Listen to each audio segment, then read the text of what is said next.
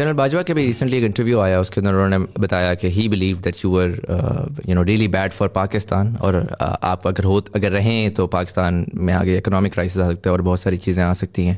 پہلے تو مجھے یہ بتائیے گا کہ how do you feel about that, considering کہ theoretically you are the chief executive of the country, how are other people making decisions on the behalf of the people. دیکھو, اس کی یہ جو اسٹیٹمنٹ جنرل باجوہ نے دی ہے نا, اس کے 2-3 پہلو ہیں اور یہ ساری پاکستان کے لیے بڑے خطرناک ہے. سب سے پہلے ایک گریڈ 22 آفیسر کیسے فیصلہ کرتا ہے کہ ملک کا پرائم منسٹر کیا ملک کی بہتری کرتا ہے یا ملک کو تباہ کر رہا ہے, اس نے کس طرح یہ فیصلہ کیا.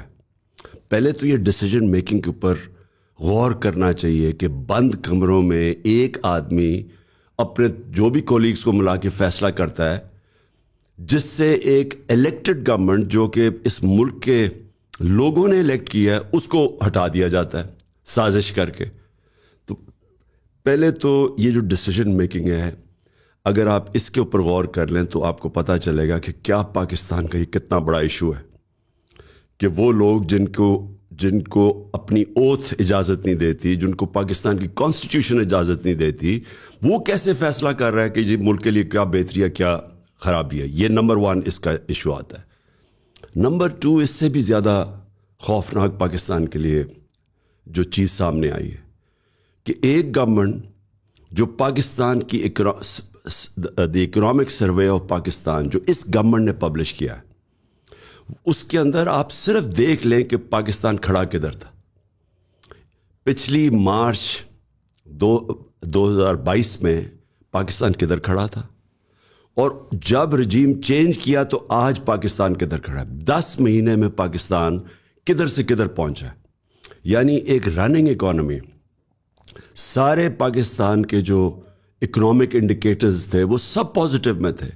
ساری جو ہم نے ٹارگٹ سیٹ کیے تھے, مثلا ایکسپورٹس کے, ریمیٹنسز کے, گروتھ ریٹ کے, ایگریکلچر پروڈیوس کے,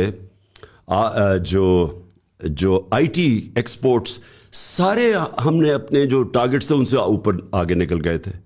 2 سال کووڈ کے باوجود پاکستان کی جو پرفارمنس تھی 17 سال کے بعد بہترین پرفارمنس تھی. اور 17 سال پہلے امریکن ڈالرز آ رہے تھے, ہم ان کی جنگ لڑ رہے تھے. یہ امریکن ڈالرز آنے کے بغیر ایک اکانومی تیزی سے آگے جا رہی تھی, اور آئی ایم ایف اسے کہہ رہا تھا سسٹینیبل گروتھ پہ نکل گئی تھی, انکلوسیو گروتھ پہ نکل گئی تھی. یعنی ہم اپنے نچلے طبقے کو بھی اٹھا رہے تھے. ہیلتھ کارڈ جو کہ ریولوشنری چیز تھی پاکستان کے ہیلتھ سیکٹر میں, احساس پروگرام جو دنیا نے اکنالج کیا, ورلڈ بینک نے کیا, اسٹینفورڈ یونیورسٹی نے اس کو سنگل آؤٹ کیا کہ وہ ویلفیئر اسٹیٹ کی طرف پاکستان کو لے کے جا رہا ہے. اور وہ پھر جو سب سے امپورٹنٹ چیز ہے کہ آئی ایم ایف اس وقت, اور یہ صرف 1 سال پہلے آئی ایم ایف کی رپورٹ ہے, سمری ایگزیکٹو سمری ہے کہ پاکستان اس پاتھ پہ نکل گیا ہے. اس کو ایک آدمی نے بند کمرے میں فیصلہ کر کے گورنمنٹ کرا دی, اور آج پاکستان ہماری 75 سال کی تاریخ کی سب سے بدترین ٹائم پہ کھڑا ہے.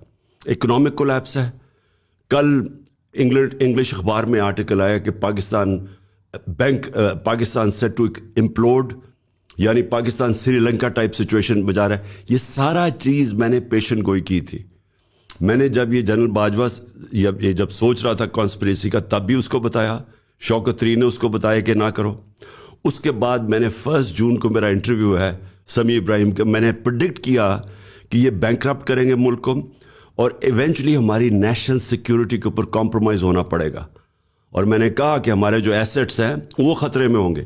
آج پاکستان ادھر یہ لے گئے ہیں. یہ چوروں نے اپنے آپ کو تو این آر او دے دیا, 1100 ارب روپے کے اپنے تو انہوں نے کرپشن کے کیسز معاف کروا لیے, اور ان کو کوئی فرق نہیں پڑا کہ جب ملک بینکرپسی کی طرف جا رہا ہے 100 روپیہ گرا ڈالر کے مقابلے میں صرف 10 مہینے کے اندر. یہ انپریسیڈنٹڈ ہے پاکستان کی تاریخ میں. مہنگائی 50 سال میں پاکستان کی سب سے زیادہ مہنگائی ہے, اور ابھی اور آنی ہے. تو کون ذمہ دار ہے اس کا؟ سب سے خوفناک بات تو یہ ہے کہ جو آدمی پراؤڈلی کہتا ہے کہ میں نے گورنمنٹ گرائی کیونکہ یہ خطرہ تھا, آج اس سے پوچھے کہ یہ جو ملک کے اندر اس وقت مایوسی ہے, اکنامک کولیپس ہے, کون ذمہ دار ہے اس کا؟ ان چوروں کے سارے کیسز معاف کروانے کا, رول آف لا ختم کرنے کا, ایک فیشسٹ بالکل ملک کے اندر کبھی اس طرح کا فنڈامنٹل رائٹس کی وائلیشن نہیں جو آج ہوئی ہے، کیونکہ ہمیں ایکسیپٹ کروانے کے لیے ان چوروں کو انہوں نے وہ ہمارے اوپر ظلم کیا ہے، ہماری لوگوں پہ، اعظم سواتی، ارشد شریف، شہباز گل، فواد چودھری کو اٹھا کے جیل میں، شیخ رشید کو جیل، ایسے تو کبھی پاکستان میں ہوا ہی نہیں ہے۔